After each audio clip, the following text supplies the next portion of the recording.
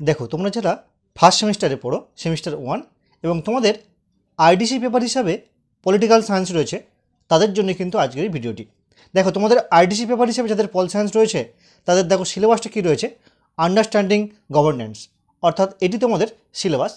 তো দেখো তোমরা যে প্রশ্নপত্রটি দেখছো এই প্রশ্নপত্রটি মূলত ক্যালকাটা ইউনিভার্সিটির আন্ডারে একটি জনপ্রিয় কলেজের বা মহাবিদ্যালয়ের প্রশ্নপত্র।